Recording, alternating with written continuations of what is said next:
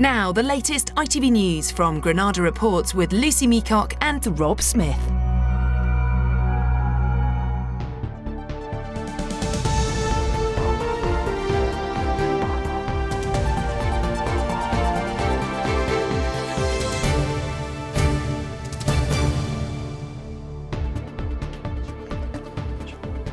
Hello and welcome to Monday's Granada Reports, live with the latest across the North West. Hello, welcome. On the programme this evening.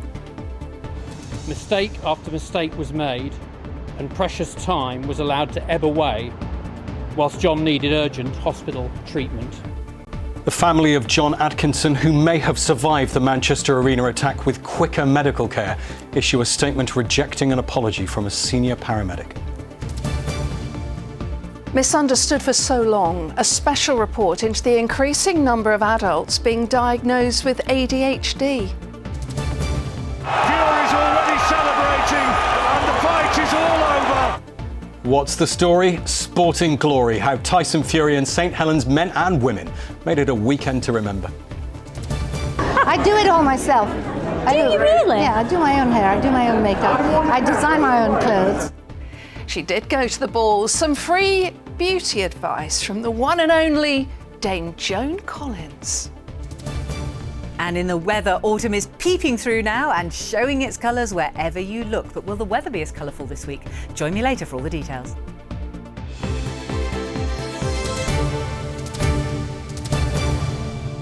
So please stay with us for all of that. First, the family of a man who died after the Manchester Arena bombing are refusing to accept an emergency worker's apology.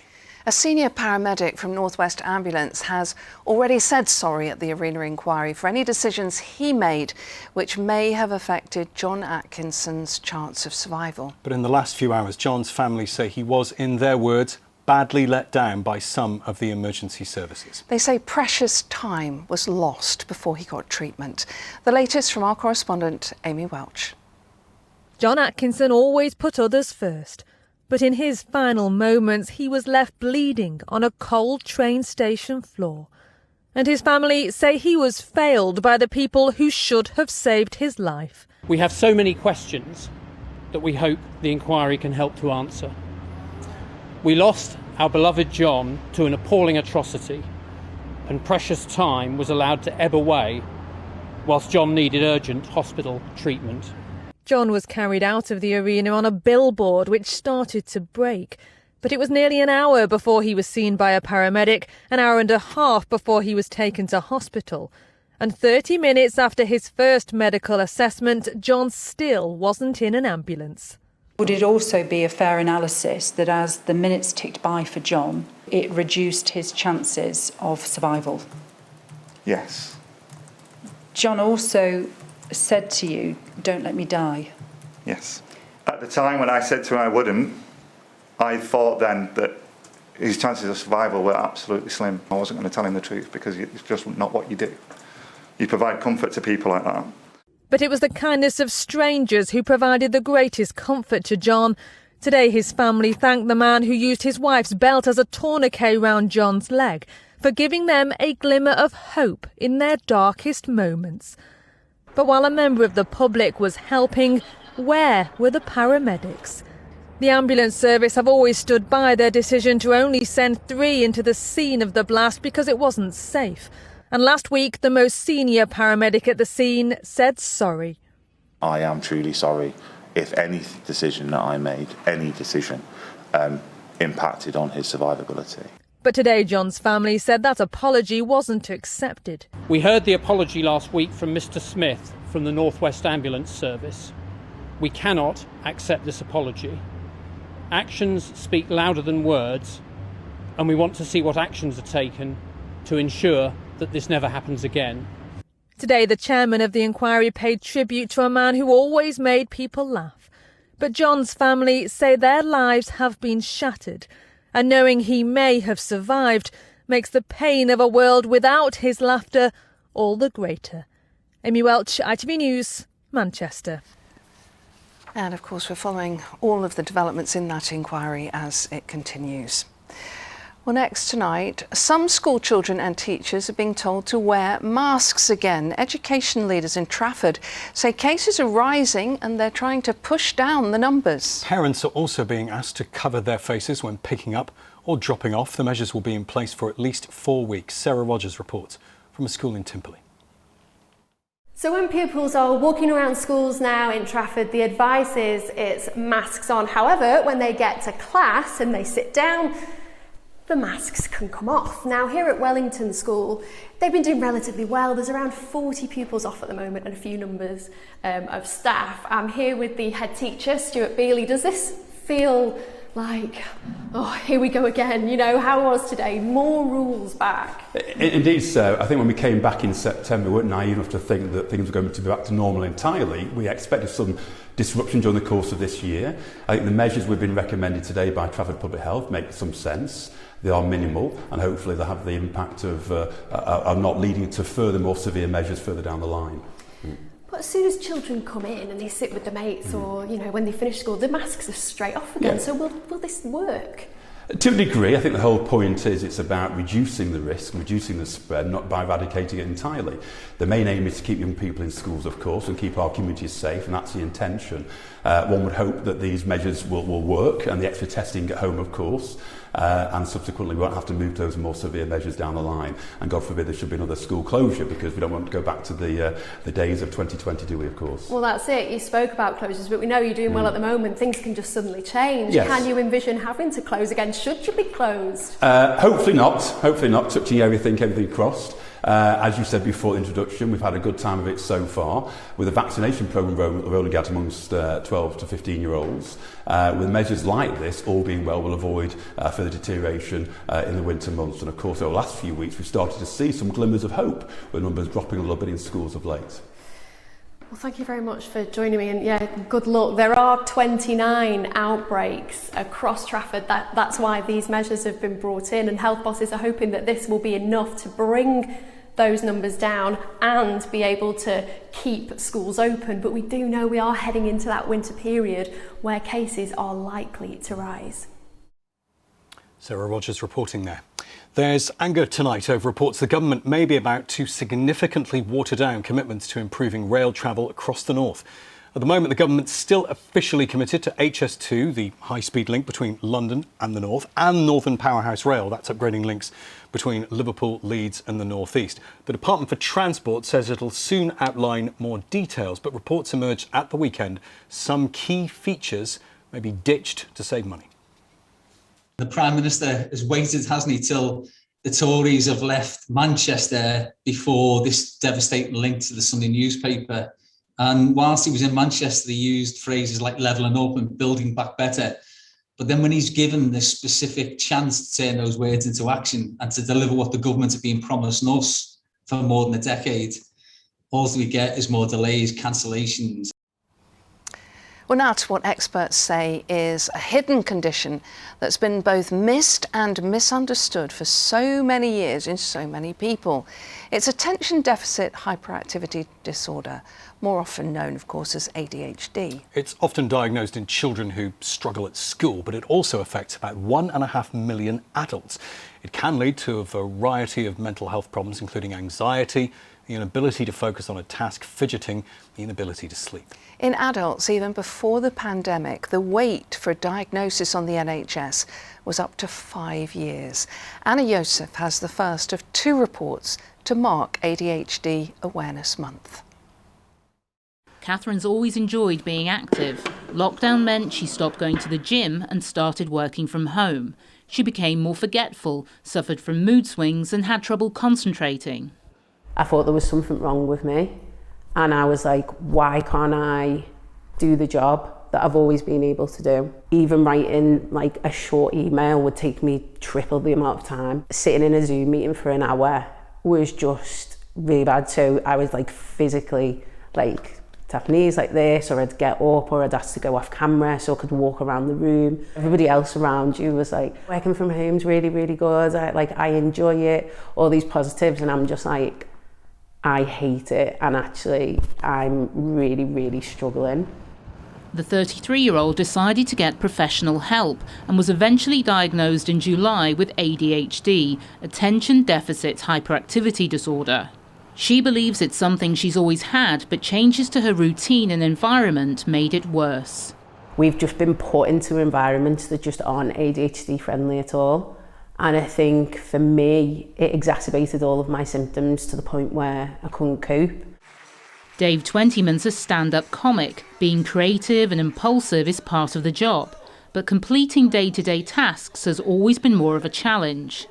I forget things all the time, important things, appointments.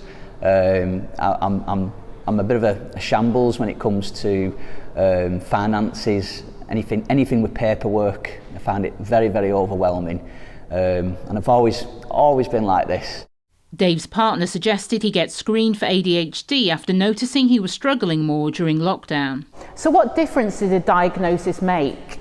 To have that diagnosis was to give me a different lens, and it was, and I could look back at everything, all these painful memories, all these occasions over my life, and go, that's why that happened, that's why I did that, that's why I did this, and that's why they were wrong. The teachers were wrong, my parents were wrong, the employers were wrong. You know what I mean? It's like it's a fresh start, and it gives you hope for the future. Dave now takes medication on a daily basis. It's helped his concentration and stabilised his moods.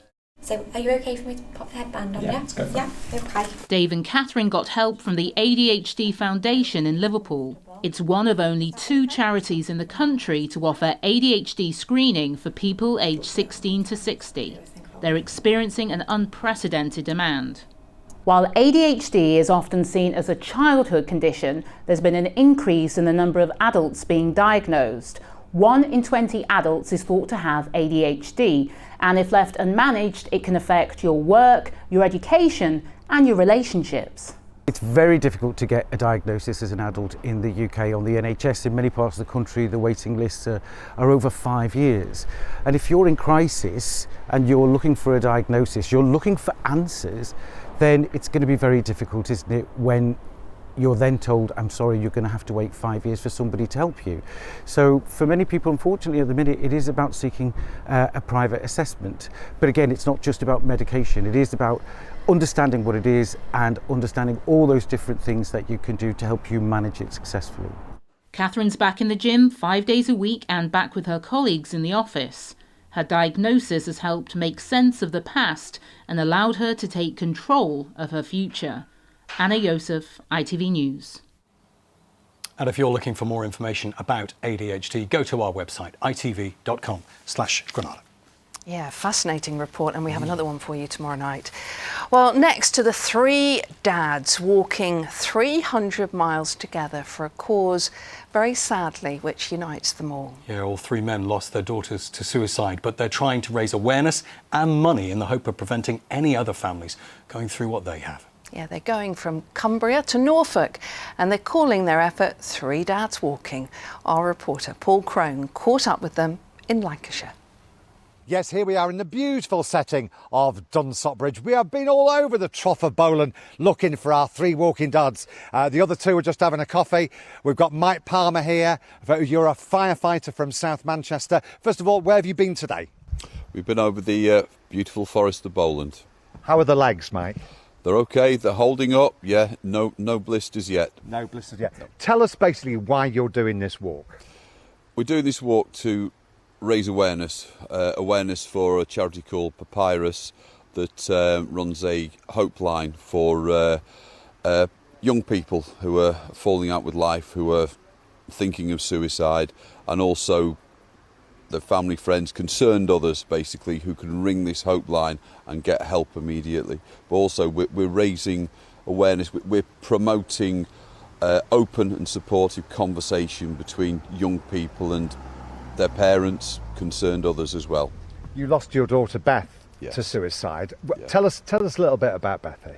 Oh, Beth was a wonderful daughter, but we think she fell into despair, and I really think we probably missed the signs. And if Bethy had knew how to reach out. If she'd known about Papyrus, and we'd known how to talk to her with open and supportive conversation, I think she'd be here now. If you had to get one message from this epic walk, what would it be, Mike? People, please talk to your young people.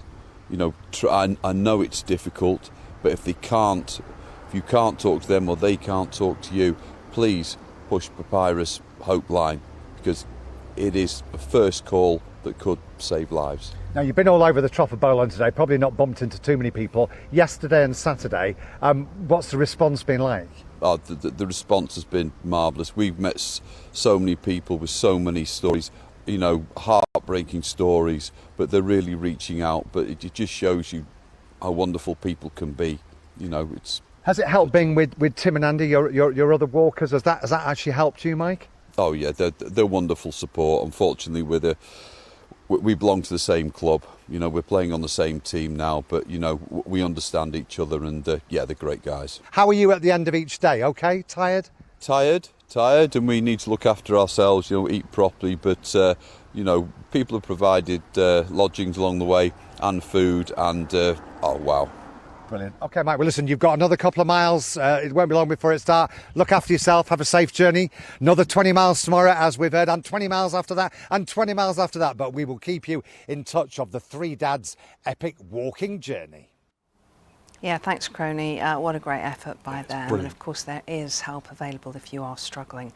OK, let's move on to sport now. What a weekend that was to reflect on, Mike. Absolutely. Where do we start tonight? A huge weekend in both boxing and in rugby league. Two sensational success stories to bring you tonight. Let's start with Tyson Fury's incredible victory over Deontay Wilder. Manchester's WBC heavyweight world champion, who of course lives in Morecambe, says he's having a well-earned break before deciding who he'll fight next. David Chisnall can bring us reaction from Las Vegas and from back home. Yeah! Relaxing in the swimming pool after rolling in the boxing ring. Tyson Fury! Tyson Fury's 11th round knockout of American Deontay Wilder was the final act to an epic boxing trilogy between these two heavyweight giants. I'm the generation fighter. I actually feel sorry for all these guys who's had to fight me, because I'm got in the dressing room at home. I'm not nervous. You know, it's a boxing fight to me. I feel sorry for them. I've not seen the actual the knockout, but I felt it. Well, victory for the man from Morecambe has not only seen him retain his WBC crown, but for many in the sport, it also cements his place among the greats. Got to put him up there. He's the best, definitely, of our time. One of the best fights I'd seen in the heavyweight division for a long time. Full of everything that you want from a heavyweight fight, and yeah, the right man won. After knocking Wilder down in the third round, Fury had to get up off the canvas twice in round 4 before eventually going on to win in Las Vegas.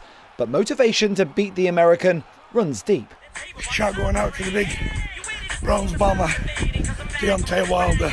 In 2017, after battling mental illness and weighing nearly 28 stone, Fury posted this on social media. For giving me the motivation, telling me I can't do it, and I'm finished. Coming back for you, baby. Now he's delivered on that promise, and after their third meeting, is closing that chapter of his life. It was a great trilogy, and you need a good dance partner for trilogies, and Wilder's been a good dance partner, but there was no rematch clause. It's actually done. Wilder is done.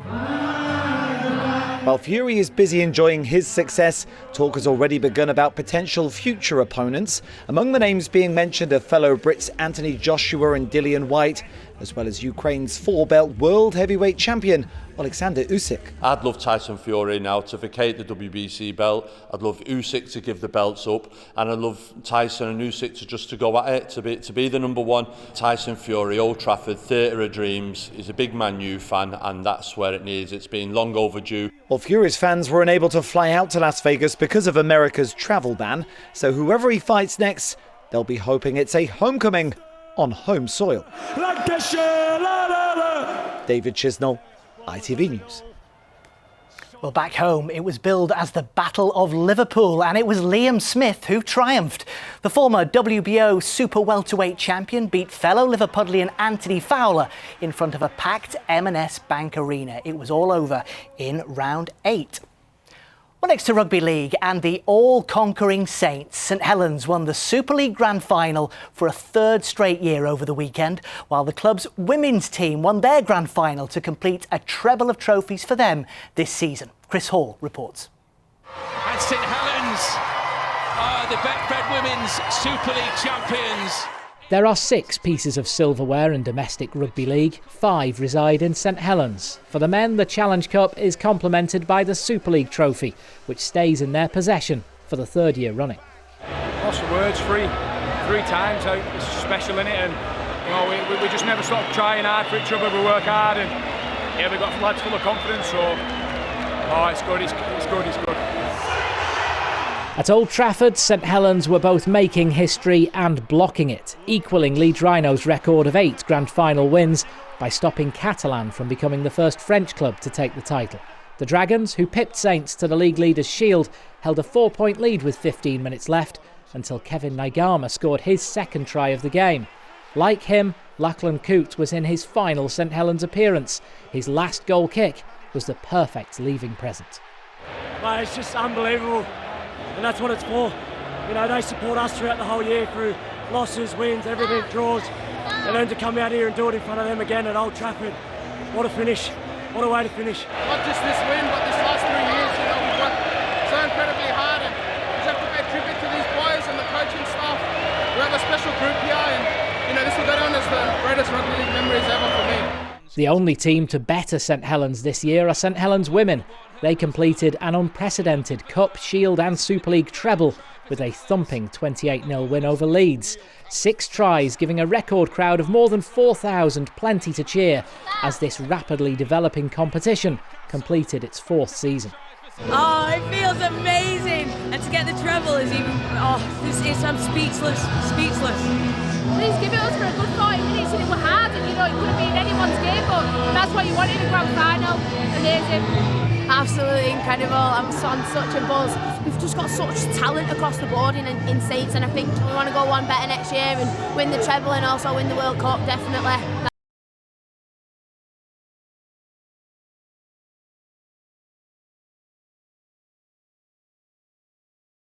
That's the aim. 3 in a row for Saints.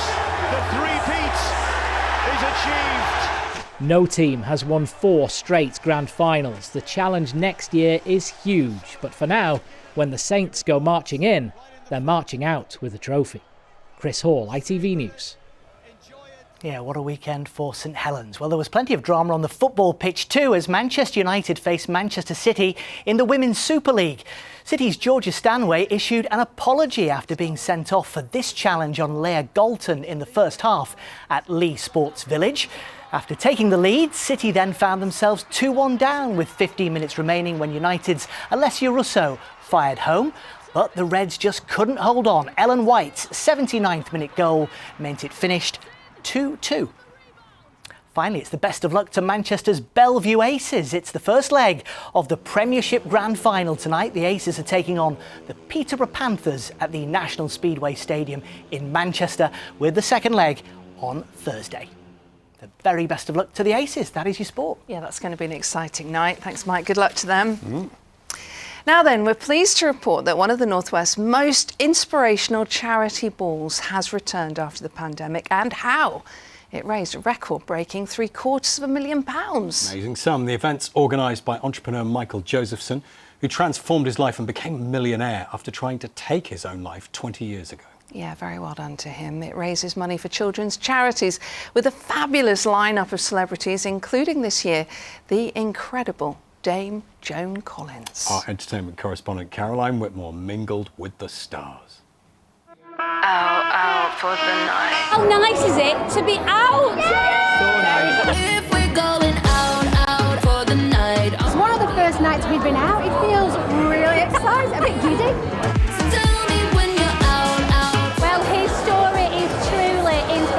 Michael Josephson, MBE, his annual charity ball is held here in Manchester, raising money for 4 amazing charities. Michael, you always do it every year. The room looks incredible. You're raising lots of money for charity. How do you do it?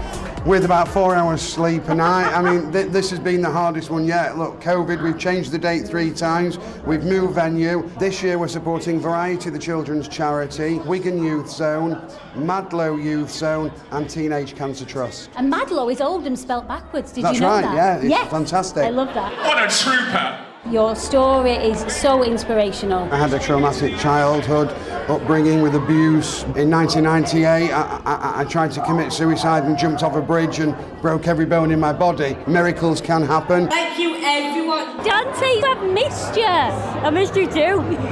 Feels great to be here. This is going to be the best ball in the world. I mean, look at all these decorations. Michael's outdone himself here.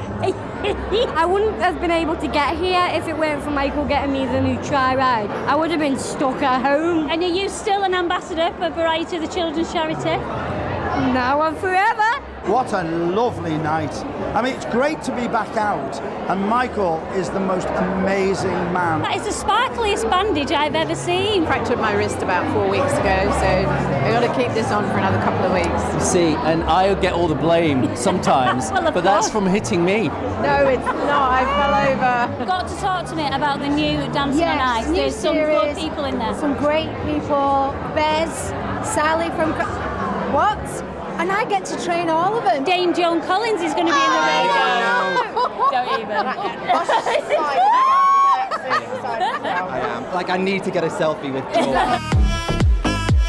Dame Joan Collins, everybody is so excited to see you. You look incredible. Thank you. How do you do it? It wasn't so easy today because my room is very dark.